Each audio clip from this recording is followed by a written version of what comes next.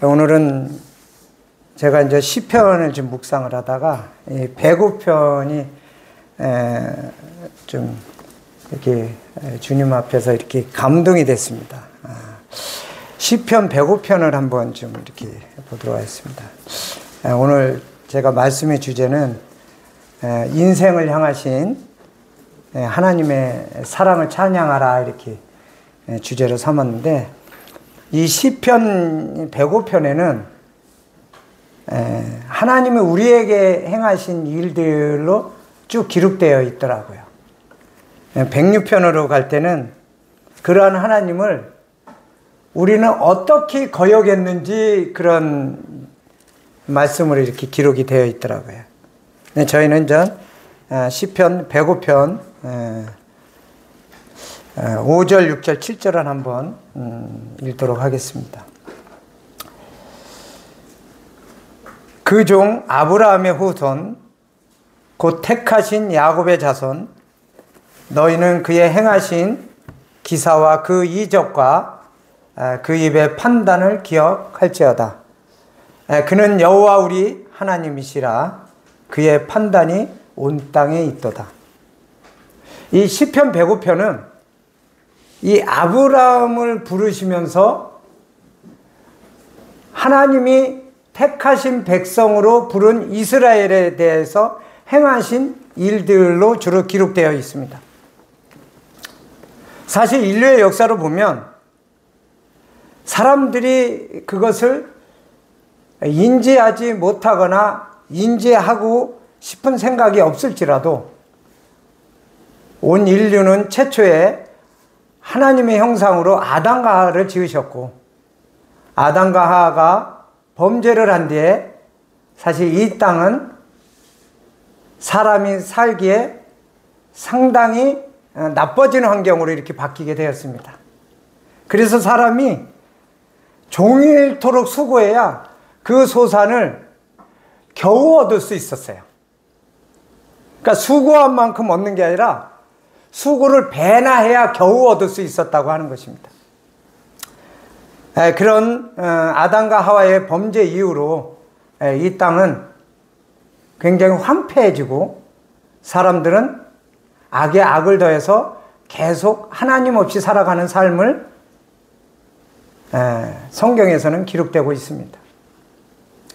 여기에 시편 105편에는 자기의 소견대로 옳은 인생의 길을 묵인하셨지만 하나님은 그 인생을 결코 방관하지 않으셨다는 것을 볼 수 있습니다. 하나님이 아브라함을 택했어요. 아브라함이 하나님을 아는 것이 아니라 하나님이 먼저 아브라함을 알고 아브라함을 믿음의 조상으로 세우기 위해서 하나님이 아브라함을 택하셨습니다. 이제 아브라함에게는 그 다음에 믿음의 조상으로 세워지고 아브라함의 바로 자식 이삭, 또 아브라함의 이삭의 자식의 또 야곱, 그 야곱을 통해서 이제 이스라엘이라는 이름이 지금 예수님이 오시고 2000년이 지난 지금의 시대에도 여전히 이스라엘이라는 이름이 존재하는 그 이스라엘이라는 이름이 생겨나게 된 것들을 성경에 기록하고 있습니다. 하나님은 아브라함을 통해서 이 세상의 주인이고 이 세상의 사람의 아버지가, 진정한 아버지가 누구인지를 아브라함을 통해서 다시 한번 우리에게 나타내기를 원하셨다고 하는 것입니다. 그래서 아브라함을 통해서 이루신 이스라엘 백성을 향하신 하나님의 사랑을 기록한 것이 시편 105편이라고 하는 것입니다. 한번 제가 그 내용을 한번 함께 살펴보도록 하겠습니다. 8절입니다. 계속 읽어보도록 하겠습니다. 그는 그 언약 곧 천대에 명하신 말씀을 영원히 기억하셨으니 이것은 아브라함에게 하신 언약이며 이삭에게 하신 맹세며 야곱에게 세우신 율례 곧 이스라엘에게 하신 영영한 언약이니라. 야곱이라고 하면서 곧 이스라엘이라고 이렇게 말씀하고 있습니다. 아브라함과 하나님이 맺은 언약을 우리가 지금 시대에 와서 뭐라고 하냐면 그거를 옛 언약, 구약이라고 이렇게 이야기하고 있습니다. 어쨌든 하나님은 아브라함과 언약을 맺고 그에게 베푸실 그러한 커다란 계획과 그 복에 대해서 말씀하고 있다고 하는 것입니다. 그러면서 11절에 뭐라고 말씀하셨냐면 이르시기를 내가 가나안 땅을 내게 주어 너의 기업의 지경이 되게 하리라 하셨도다 이렇게 말씀합니다. 아브라함과 또 이삭과 야곱이 살아갔던 많은 땅들 중에 그들에게 살아갔던 그 땅을 그들의 땅이라고 말씀하시지 아니하시고 하나님이 예비해 주시고 준비해 주신 우리가 잘 아는 젖과 꿀이 흐르는 땅이라고 말씀하신 가나안 땅을 미리 아브라함에게 언약 가운데 예배하셨다는 사실입니다. 그래서 이스라엘의 역사는 많은 과정과 기간들이 있었을지라도 결국은 하나님이 약속하신 가나안 땅을 들어가는 거로 귀결이 되고 있다고 하는 것입니다. 우리는 그러한 것들을 구약을 통해서 하나님이 어떻게 하셨는지를 보는 거예요. 하나님이 약속하신 가나안 땅을 어떤 과정을 통해서 그들은 어떤 자세와 어떤 태도를 가졌을지라도 신실하신 하나님은 그 가나안 땅을 들어가게 하셨다는 사실을 우리는 여러 부분 이렇게 말씀을 통해 나누었다고 볼 수 있습니다. 12절에 때에 저의 인수가 적어 매우 영성하며 그 땅에 객이 되어 초기에 시작할 때는 몇 명 되지 않았다고 하는 거예요. 사실 출발을 보세요. 아브라함을 불렀잖아요. 둘부터 시작한 거예요. 적통을 위해서 이삭을 통해서 야곱. 이제 야곱의 열두 죽장이 나오잖아요. 열두 죽장. 그죠? 거기를 통해서 이제 이스라엘이 많은 이스라엘 백성으로 확대되고 있다고 하는 것입니다. 그러나 출발할 때는 적은 인원이었다고 하는 것입니다. 그러면서 13절에 이 족속에게서 저 족속에게로 이 나라에서 다른 민족에도 유리하였더라. 유리 뭐예요? 떠돌아다녔다는 거예요. 떠돌아다닐 때 보통 유리한다고 그러죠. 정처 없이 돌아다니는 거. 내가 머무를 정착될 곳이 아니라는 거예요. 14절에 사람이 그들을 해하기를 용납지 아니하시고 그들의 연고로 열왕을 꾸짖어. 이스라엘에 대해서 함께 지나는데 어려움이 되게 하는 이방 민족들을 하나님이 다루셨다고 말씀하시는 거예요. 그러면서 15절에 이르시기를 나의 기름 부은 자를 만지지 말며 나의 선지자를 상하지 말라 하셨더라 하면서 하나님이 택한 백성을 어떻게 보호하고 인도하셨는지 하나님이 분명히 말씀하고 있는 것입니다.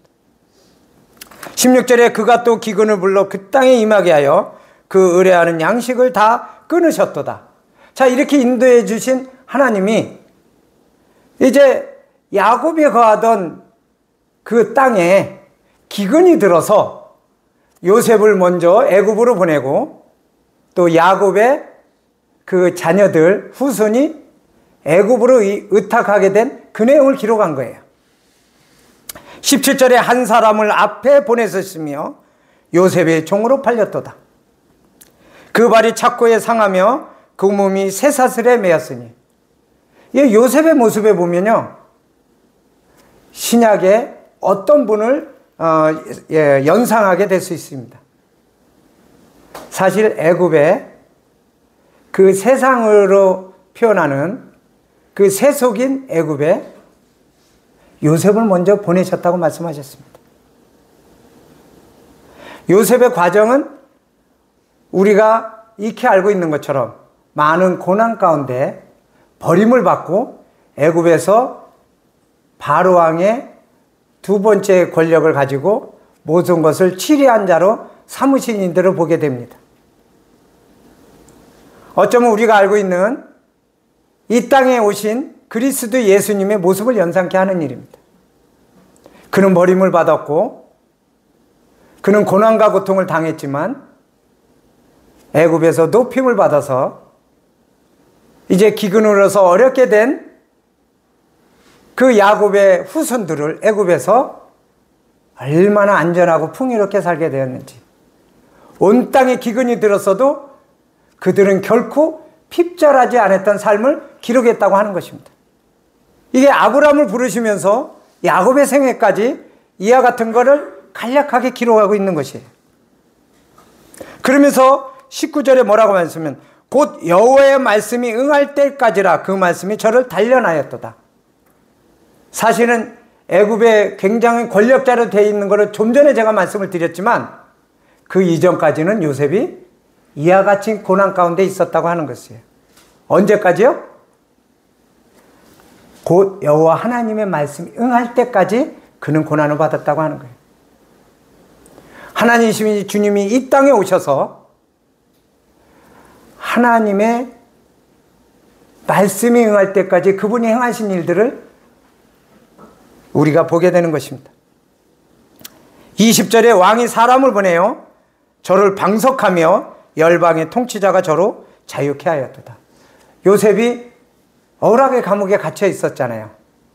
근데 하나님의 때가 임함에 그는 노임을 받았고 애굽의 바로에게 꿈 해석과 여러 가지 하나님이 보이시는 일들로 인해서 애굽의 실질적인 제2의 바로왕 다음에 권력자가 되었다고 하는 것입니다.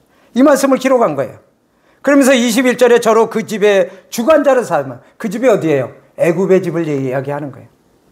이 세상의 땅, 이 세속적인 애굽의 집에 주관자를 삼아 그 모든 소유를 관리케 하고 임의로 백관을 제어하며 지혜로 장로들을 교훈하게 하셨더라.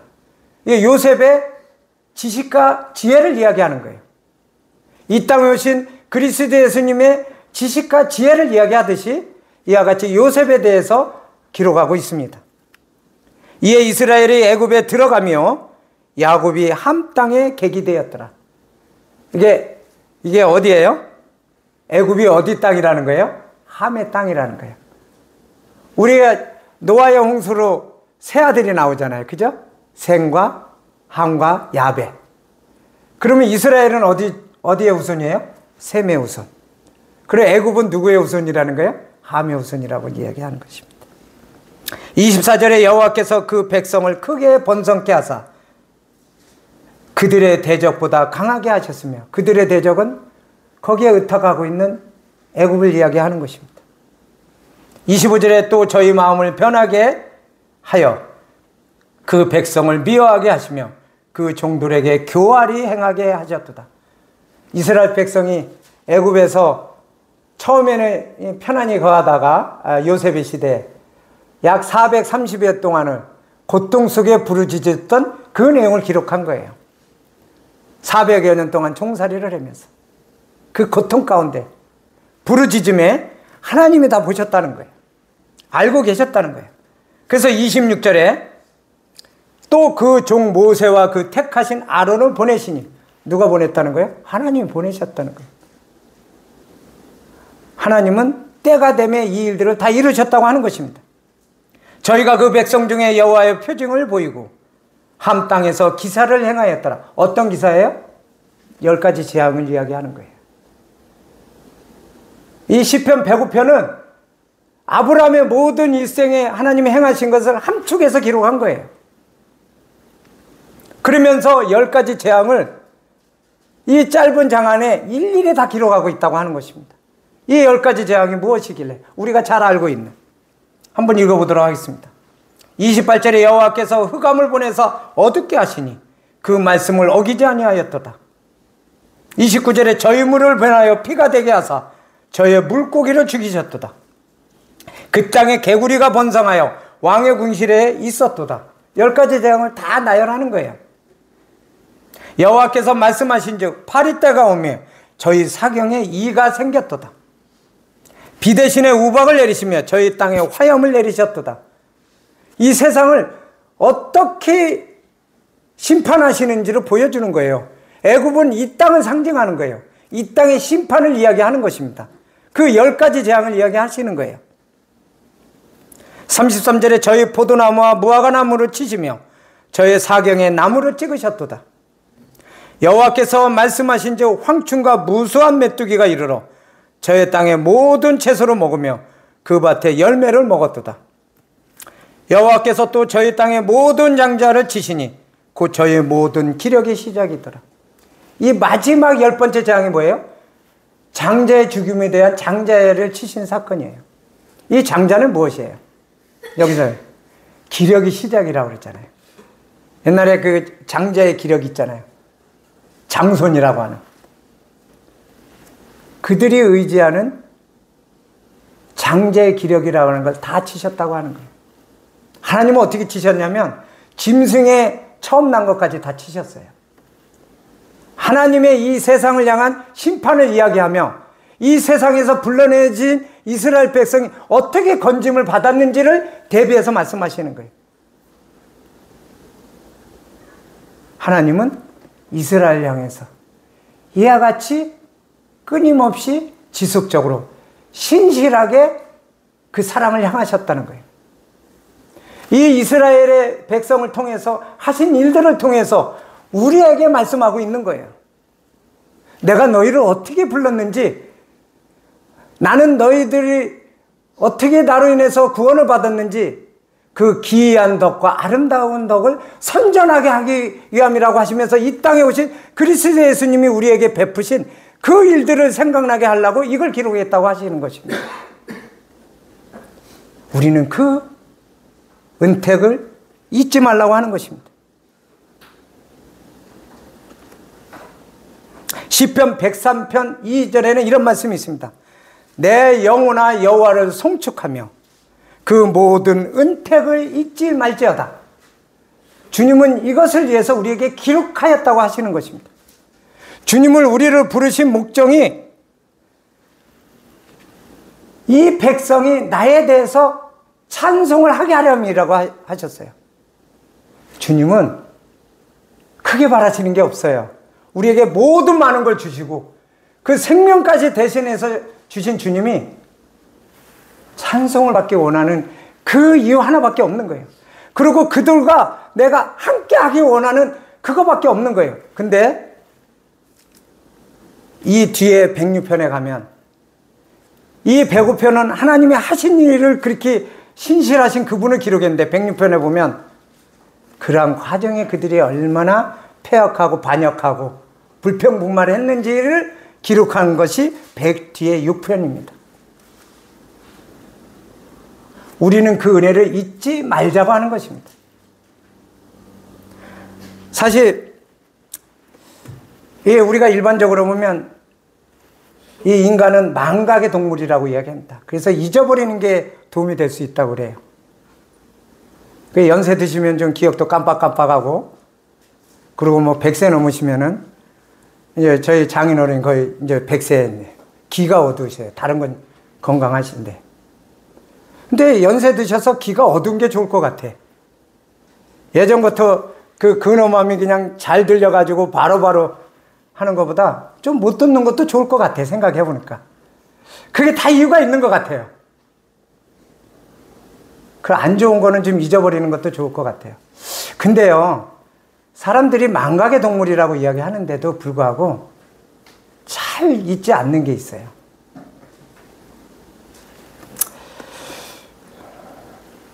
자기가 미워하고 싫었던 기억은 잘 안 잊어요. 희한하게. 자기가 사랑을 받고 자기가 은혜를 잊고 자기가 고마웠던 일은 잘 잊더라는 거예요.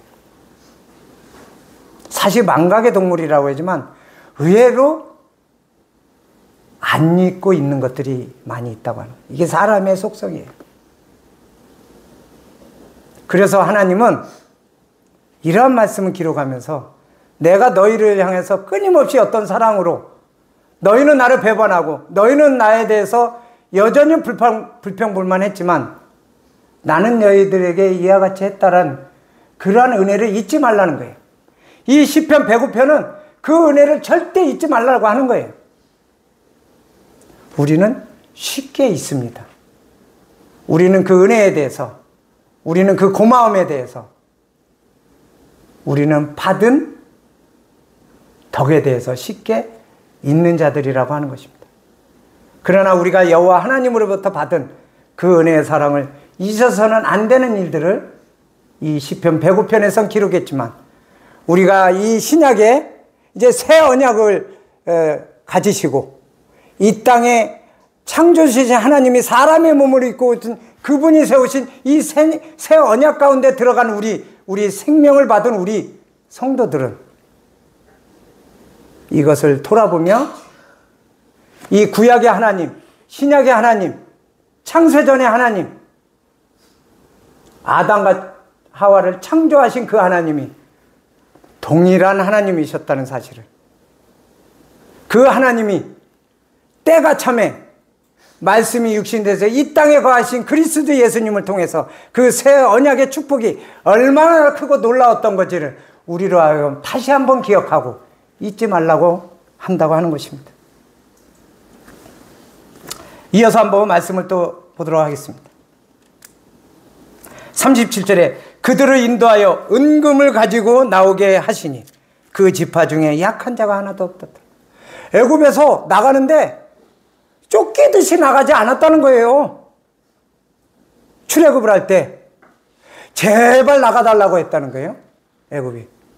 그러면서 어떻게 나가요? 빈손으로 안 가, 은금을 받아가지고 나갔다는 거예요. 하나님이 베푸신 은혜예요. 하나님이 친히 이 땅에 사람의 몸을 입고 있어 그리스도의 그 몸으로 십자가 달려 우리의 모든 죄를 대속하신 그분이 우리에게 더 좋은 은사로 우리의 처소를 예배하러 가신다고 하시면서 우리에게 무엇을 주셨어요? 무엇을 남기셨어요? 보혜사 성령님을 우리에게 주시면서 세상 끝날 날까지 너희와 함께 하겠다고 말씀하시고, 담대하라 내가 세상을 이기셨다고 말씀하시고, 내가 가서 처소를 예배하면 이제 처소가 다 되어지면 나 있는 곳에 너희도 있게 하시겠다는 그 말씀을 우리는 이 안에서 또 생각해 볼 수 있다고 하는 것입니다.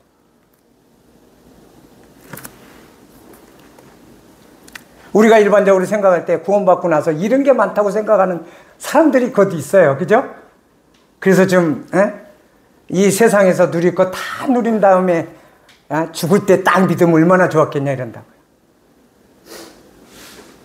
뭔가 빼앗겼다고 생각하는 거예요. 받은 거를 가지고 받은 것 때문에 뭔가 빼앗겼다고 생각하는 거예요. 그러나 주님은 출애굽에 은과 금을 가지고 나왔다고 이야기합니다. 우리는 그분으로부터 받은 거는 너무나도 상상할 수 없는 걸 우리 받았다는 것을 우리로 하여금 생각해 보라고 하는 말씀이라고 하는 것입니다. 38절에 그들이 떠날 때 애굽이 기뻐하였대요.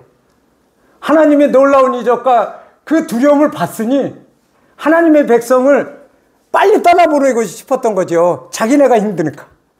그러니까 떠난다니까. 그때는 안 떠나려고 막 종으로 시키려고 그러다가 떠난다니까 기뻐했다. 하나님이 쫓겨나가지 않는 마음으로 아주 편안하게 인도하셨다고 하는 것이에요. 사실 우리가 구원받고 나서 하나님의 성품에서 살아가는 것은 이와 같은 거라는 거예요. 근데 우리는 그 은혜와 사랑을 잘 잊는 사람이더라는 거예요.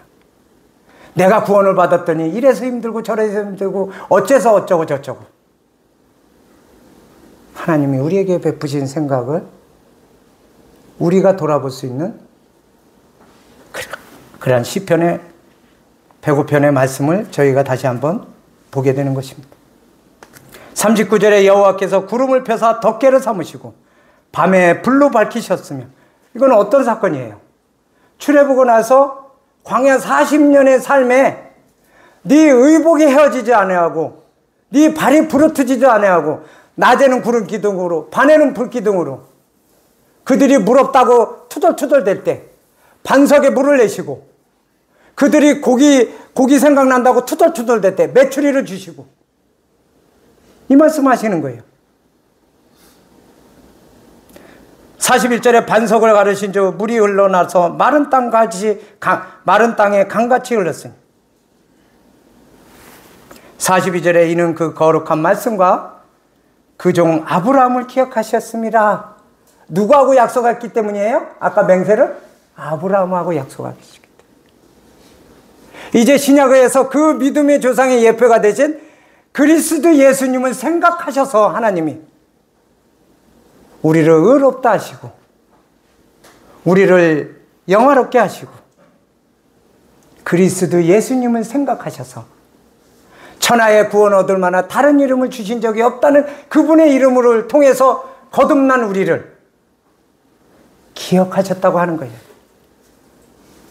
그래서 그 아브라함을 기억해서 43절에 그 백성으로 즐거이 나오게 하시며 우리 구원받았을 때 그 기쁨으로 즐거이 노래를 부르는 것과 같이 그 택한 자로 노래하며 나오게 하시고 열방의 땅을 저희에게 주시며 민족들의 수고한 것을 소유로 취하게 하셨으니 이게 뭐예요? 가나안 땅을 차지했다고 하는 것입니다. 이 시편 105편은 아브라함을 불러서 가나안 땅에 들어가기까지의 모든 하나님의 행하신 일들을 함축해서 기록됐다고 하는 것입니다. 그들이 믿음을 소유했던 소유하지 않았던 여호수아 갈렙 외에 뭐 이런 말씀 기억나시잖아요? 그랬던 믿음을 소유했던 소유하지 않았던 하나님이 약속한 가나안 땅은 실제했고 그들은 약속한 대로 들어갔다고 하는 것입니다. 그러나 믿지 아니하는 자들은 하나님의 약속과 실제에도 불구하고 들어가지 못했다고 하는 것이 가나안 땅입니다. 이 시편 105편은 하나님이 행하신 일들만 기록됐다고 하는 것입니다. 이제 106편은 시간 되면 집에서 읽어보시면 되는데 그러한 과정에 이스라엘 백성들은 어떠한 반역과 은혜를 저버리는 패역한 행동을 했는지 이스라엘 백성에 대한 태도는 106편에 기록됐다고 하는 것입니다. 45절에 이는 저희로 그 율례를 지키며 그 법을 쫓게 하심이로다 할렐루야. 할렐루야로 끝을 맺고 있습니다. 이제 주님은 이 땅에 오셔서 우리들에게 동일한 약속을 하셨습니다. 새 언약으로 세우신 그분은 짐승의 피가 아니라 친히 자신의 몸을 들여서 십자가에서 피 흘려 대속의 양으로 돌아가셨고 이제 그분이 약속한 새 언약의 성령을 소유한 우리는 이제 의에 거하는 바 새하늘 새 땅을 예비해 주신 것을 우리는 하늘 시온산 하늘의 예루살렘이라고 말씀하고 있는 것입니다. 우리는 이 땅에서 하나님이 약속하신 그 영원한 가나안 땅을 소망하면서 살아가는 자들이라고 하는 것입니다. 그러나 우리가 이와 같이 106편의 이스라엘 태도같이 하지 말라고 하는 것입니다. 우리는 하나님의 그 은택을 잊지 말라고 하는 것입니다. 사실은 다 잊어도 하나님의 은혜는 있어서 안 되는 거죠. 반대로 생각하면. 그러나 우리는 싫어할 것을 기억하면서도 하나님의 은혜는 쉽게 잊어버리는 자들이 아닌가 하는 생각을 하게 된다고 하는 것입니다. 사실은 저는 요즘 이런 부분이 많이 생각이 납니다. 우리가 누군가를 기억해 준다고 하는 거. 내가 어느 형제님이 예전에 주님을 같이 섬겼는데 수년 동안 연락이 없다가 갑자기 카톡으로 연락이 왔어요. 생각이 났나 봐요. 공고해진 것 같아요. 폐암이 걸렸다는 거예요. 근데 우리 가정, 내가 생각이 났다는 거예요. 그걸 쭉 적었어요. 그 형제는 굉장히 신실하고 좋은 형제인데 왜 이런 암이 걸렸을까 하는 좀 놀라움도 있었어요. 6월이었어요. 올해 6월. 그래서 제가 한참 수술하고 났을 때 뭐 이게 잘났다고 통화하면 더 힘들 것 같아. 쉬어야 되니까 내가 카톡으로만 했어요. 형제님 왜 그래서 기도하겠다. 그래서 했어요. 어젠가 카톡이 왔어요. 형제님하고 자매님 기도해 주신 덕분에 항암 치료 더 안 받아도 되고 완치됐다고 합니다. 5년 동안 가끔 피감소만 하고 항암 치료 안 하고 문제가 없으면 완전히 완치된 거로 의사가 이야기했습니다. 감사합니다 하고 카톡이 왔어요. 굉장히 같은 기쁨이 있더라고요. 아, 어느 곳에 있든지 하나님의 자녀를 이렇게 돌아보시고 내가 기도를 얼마나 많이 했을까 싶은데 그 기도를 기억하고 또 감사하고 하나님이 행하신 그 일들을 생각하게 하는 그 하나님의 은혜를 다시 한번 또 생각해 보게 됐습니다. 형제님, 편하실 때 연락 주시면 그때 통화하도록 하겠습니다. 그랬더니 월요일날 연락드리겠습니다 그러더라고요. 월요일날 제가 통화하게 되겠죠. 우리는 하나님에 대해서 이와 같은 은혜와 사랑을 입은 자들이라고 하는 것입니다. 어느 곳에 있든지 하나님의 자녀를 결코 버려두지 않았다고 하는 것을 우리는 이를 통해서도 배울 수 있다고 하는 것입니다. 하나님의 은혜와 사랑이 우리 인생의 어떤 삶보다도 이렇게 비교할 수 없는 건데 우리는 때로는 어떠한 사람들 때문에 우리는 때로는 어떠한 일들 때문에 참 그의 은혜와 사랑을 참 쉽게 잊어버리는 것 같아요. 창조주 하나님이 그 말씀만 가지고도 다 이루시는 일들을 주님이 이 땅에 오셔서 하신 일을 통해서 알잖아요, 우리.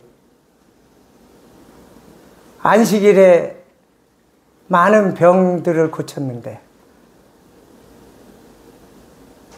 이들은 하나님의 사랑이 긍휼을 베푸시는 안식일의 목적은 생각하지 아니하고 율법에 찌들어가지고 너가 안식일에 병 고치는 이런 일을 했으니까 넌 죄인이 맞아 이렇게 비난이나 하고 근데 그분은 하나님이셨는데 그래 그분이 뭐라 그래요?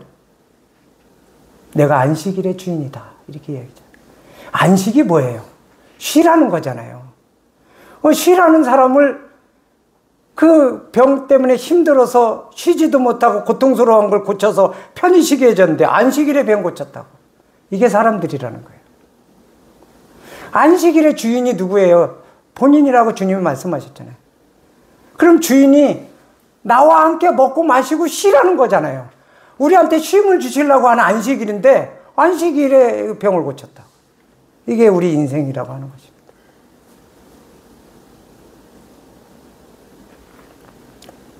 주님은 결코 우리를 억압적으로 통제하시는 하나님이 아니라고 하는 것입니다. 자신의 생명을 대신 주심으로 해서 그 생명 안에서 자유하게 하시는 거예요. 그리고 그분을 통해서 참 안식으로 들어가게 하시는 거예요. 그래서 그분을 통해서 더불어 먹고 마시고 쉼을 얻고 낙을 누리라고 하시는 거예요. 근데 그분이 우리를 옥죄고 억압하고 통제한다고 생각하는 거예요. 그분은 함께 하시기를 원한 것뿐이에요. 수고하고 무거운 짐진 자들아 다 내게로 오라. 나의 멍에는 가볍고 쉽다. 그래서 주님의 멍에 아주 쉬운 거. 그 평안함을 주는 그 멍에를 지라는 거잖아요. 이 세상의 멍에는 얼마나 힘들어요. 해결할 수도 없는 멍에고. 그러면서 그걸 해보겠다고 하고 되지도 않고 그리고 되어지지 않는 걸 가지고 하나님은 원망하고 그러나 주님은 내게로 와서 쉬어라. 왜 그렇게 힘드니? 마르다가 그렇게 수고하고 열심히 가운데 마리아는 그분의 발 앞에 엎드려서 그분을 바라보고 그분의 말씀에 위로를 얻고 기뻐하고 즐거워하는 중에 마르다야 네가 수고는 하고 있지만 한 가지가 좀 부족한 게 있다. 책망한 게 아니라 그러면서 무엇에 집중해야 되는지 무엇이 자신에게 필요하고 무엇이 더 중요한 안식이 되는지 주님은 그렇게 말씀하셨어요. 간음한 여인한테 그는 분명히 죄를 많이 졌어요. 그러나 주님은 나도 너를 정죄하지 않는다고 그를 부드럽게 감싸 안으며 이제 다시는 죄를 짓지 말라고 부드럽게 말씀하신 그 말씀 하나로 그 여인은 자유케 되었고 구원을 받았고 새 생명 가운데 죄를 짓지 않게 되었다고 하는 것입니다. 이 모든 것들이 하나님이 하신 일들이에요. 주님이 이 땅에 사람의 몸을 입고 해서 얼마나 많은 일을 하셨어요. 그들이 받아들이든 안 받아들이든 죽은 자를 살리시고 모든 각색 병자들 귀신을 몰아내시고 그럼 이 땅에서 우리가 겪는 이 10가지 재앙의 이적을 주님이 다 하신 거잖아요. 이 새 언약을 가지고 오신 그리스도 예수님을 통해서. 이 시편의 105편은 이 신약에 이루신 그분을 생각나게 하는 것입니다. 그러나 이 신약에 오신 그분은 이보다 더한 이적을 하셨고 그 많은 일을 하셨고 요한복음에서는 그분의 하신 일을 낱낱이 기록하면 그 어떤 책으로도 다 기록할 수 없는 많은 일을 하셨다고 그랬어요. 부지런하게.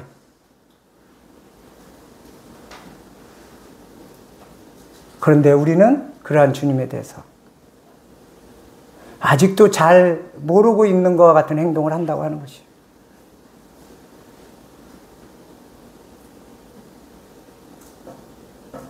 그 용서하지 못하는 동감과 같이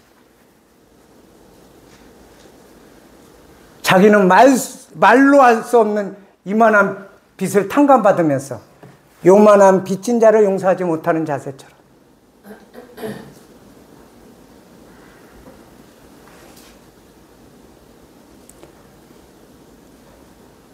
저는 내가 그러한 자가 아닌가 하는 생각을 해보게 됩니다.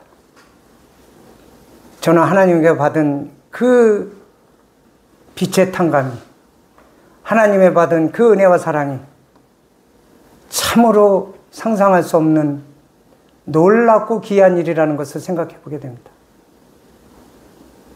우리는 그분 앞에서 감사하는 삶이 그 은혜를 잊지 않는 일이라고 하는 것입니다. 고린도전서 15장 10절에 보면 이런 말씀이 있습니다.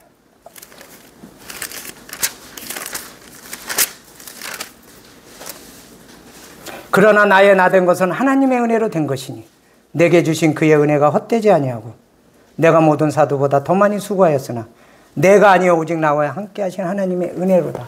이 사도 바울의 고백이에요. 그 열정적이고 눈물로 호소하면서 교회로 돌아봤던 사도 바울이 자기의 억울함이나 슬픔은 중요하지 않고 내가 이렇게 주님 안에서 은혜를 입은 것이 얼마나 큰 것인지 그 은혜에 대해서 그 큰 은혜를 감사하고 있다고 하는 것입니다. 그러면서 모든 하는 일을 나의 나던 것은 하나님의 은혜로 된 것이라 이렇게 말씀하십니다. 그러면서 골로새서 3장 15절에서 17절에는 이런 말씀이 있습니다.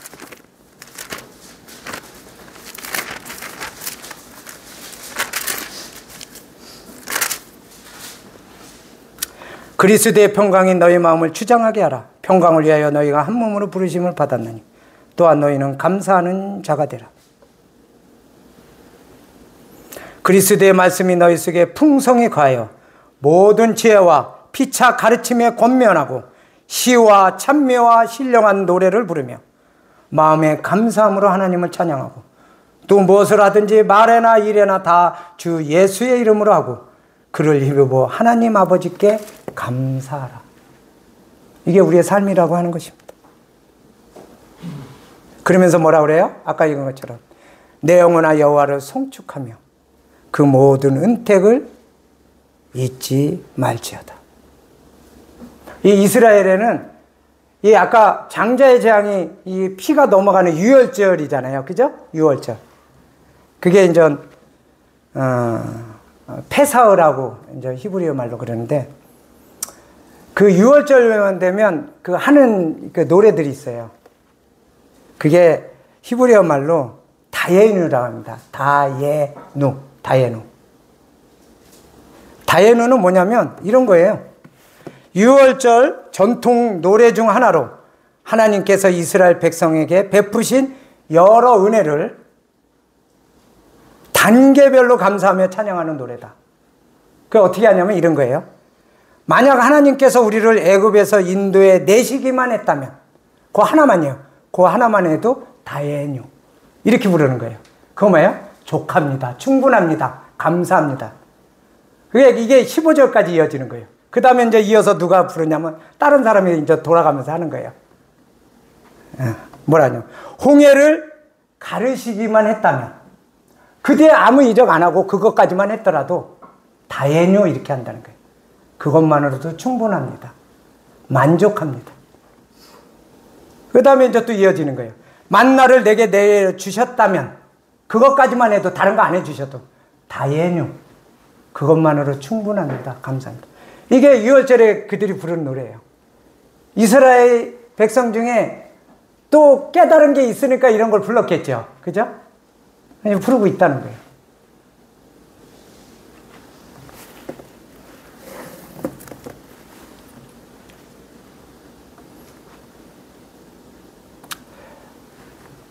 하나님이 우리에게 베푸신 우리를 주님의 형상으로 창조하신 그 사실 하나만 가지고도 다연유 아닙니까? 근데 우리는 이와 같이 많은 것도 우리에게 베푸셨다고 하는 거예요. 우리는 그 은혜와 사랑을 잊어서는 안 된다고 하는 것입니다.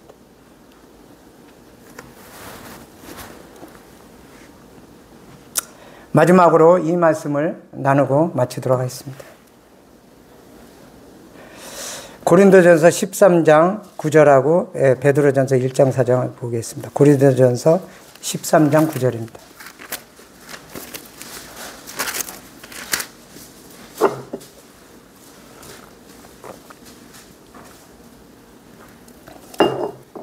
우리가 부분적으로 알고 부분적으로 예언하니 온전한 것이 올 때는 부분적으로 하던 것이 패하리라.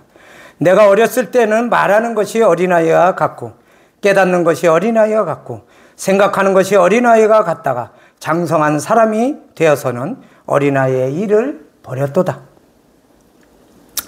우리가 이제는 거울로 보는 것 같이 희미하나 그때는 얼굴과 얼굴을 대하여 볼 것이요 이제는 내가 부분적으로 아나 그때는 주께서 나를 아신 것까지 내가 온전히 알리라. 우리가 하나님을 많이 안다고 이렇게 공부하고 하지만요 부분적으로 안다는 거예요. 우리 누구한테 그렇게 강요할 만한 하나님의 그 모든 걸 다 알고 있는 게 없어요. 이제 부분적으로 하는 거예요. 어느 형제님 뛰어나고 어느 자매님이 뛰어나면 부분적으로 한 거예요. 그분을 통해서도 듣는 거고요. 그 자매님을 통해서 듣는 거고요. 우리가 그래서 교제하고 나누는 거예요. 부분적으로 하나님이 주심을 해서 하는 거예요. 어떻게 하나님의 이 광대하신 이 놀라운 거를 우리가 어떻게 다 알아요. 그러나 이제 그분이 약속하신 대로 의에 거하는가 새하늘과 새 땅을 하늘의 시온산으로 가게 될 때 우리는 어떻게 돼요? 희미한 것이 확연하게 드러나서 우리는 그분이 우리를 알듯이 우리도 그분을 알게 된다고 하는 것입니다. 우리는 지금 부분적으로 아는 거를 서로가 이렇게 나누는 거예요. 그리고 그분을 배워가고 알아갈 때 이제 전에 하는 행동이 어린아이 같은 날 좀 더 장성한 분량으로 조금씩 성장하는 거예요. 전에는 막 이 말씀이 이게 굉장히 중요한 줄 알고 너 왜 안 그래? 너 왜 안 그래? 그랬는데 지나가 봤더니 하나님은 이런 분이었네. 이런 분이네. 이 장성해졌을 때는 그 수준 떨어지는 어린아이 같은 일을 버리게 되는 거예요. 이렇게 우리는 배워가고 달아가고 성장하는 것을 성화돼 간다고 이야기하는 것입니다. 그러나 우리는 그 나라에 가게 되면 온전하게 되는 것을 우리 베드로전서 1장 4절을 한번 살펴보고 마치도록 하겠습니다. 베드로전서 1장 4절입니다.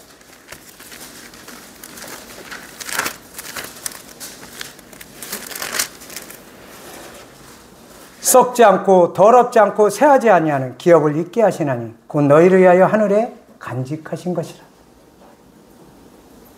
하늘에 있는 하늘의 시온산, 우리 구약을 통해서 가나안 땅 봤죠? 하늘의 영원한 가나안 땅을 생각해 보는 것입니다. 여기서 썩지 않고는 이 원어로 보면은 몸의 본질에 대한 부패하지 않는 이런 거를 썩지 않는 거로 표현해요. 그리고 이 썩는다는 거는 못 쓰게 만든다는 거예요. 타락됐다는 거예요. 원래는 그렇게 안 지어진 거잖아요. 우리 아담과 하와를 지었을 때. 그러면 어떻게 돼요? 못 쓰게 만들면 쓸모없게 된 거예요. 아담과 하와를 쓸모있게 지었는데 타락하고 부패해짐으로써 쓸모없이 된 거예요. 죄로 들어와서. 왜? 그리스도 예수님을 통해서 우리 쓸모있게 재창조하신 거예요. 새 생명으로. 이 어원에서 보면은 썩지 않고는 죽지 않는, 그 다음에 못 쓰게 만들다, 여기서 나온 거예요. 그 다음에 더럽지 않고는 무엇이냐면 순결하다, 깨끗하다, 흠이 없다. 우리 새 것 좋아하잖아요. 기스나면 새 거로 바꿔주세요 그러잖아요. 깨끗한 상태. 이게 뭐예요? 더럽지 않고요. 새하지 않으면 뭐예요? 새하지 않아. 시들지 않는다. 우리 꽃병에 이쁜 것을 잘라서 넣었어요. 아주 보기 좋잖아요. 근데 계속 보기 좋아요? 생명이 없는 거예요. 시들습니다. 죽는다는 거예요. 영원하지 못하다는 거예요. 그러니까 시들지 않는, 뭐다? 새하지 않는 거는 영원하다. 어원은 뭐냐면 불이 꺼지다 이런 얘기. 소멸하다. 사라져 없어진다. 그러면 하늘에 간직했대요. 어디에 간직했대요? 여기에 간직했대요? 하늘에 간직했대요. 우리는 하늘나라 도성을 바라보는 자들이에요. 구약에서는 이 땅의 것을 통해서 그분을 드러냈지만 새 언약이신 신약에서는 영원한 새하늘 새 땅에 가나안 땅을 바라보는 사람이에요. 우리는 이 땅의 것을 소망하는 사람이 아니라는 거예요. 근데 그것은 뭐다? 하늘에 간직했다. 하늘에 여기에 간직한 게 아니라는 거예요. 근데 그것은 뭐 어떻다? 썩지 않고 더럽지 않고 새하지 않는 거다. 그거는 누구만이 누릴 수 있어요? 아담과 하와가 범죄하기 전에 썩지 않고 새하지 않고 더럽지 않는 상태인 사람만 소유할 수 있는 거 아닌가요? 그래서 우리가 그분의 몸과 같이 영광스러운 몸으로 부활하게 될 때는 이 세 가지 속성을 다 가진 사람으로 되는 거예요. 그러니까 하늘에 간직한 유업을 우리는 누릴 수가 있는 거예요. 영원히. 근데 이 땅의 재물과 이 땅의 가지고는 누릴 수가 없는 거예요. 내가 죽으면 딴 사람 거가 되는 거예요. 그래서 우리는 이 땅의 소망이 아니라는 거예요. 이걸 소유한 자들인데 우리는 그 은혜를 자주자주 잊고 사는 사람들이라고 하는 것입니다.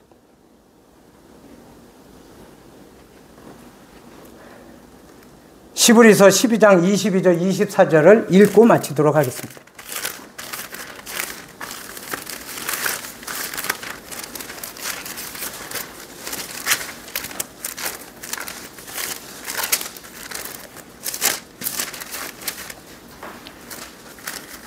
이거는 같이 읽도록 하겠습니다. 12장 22절에서 24절 시작.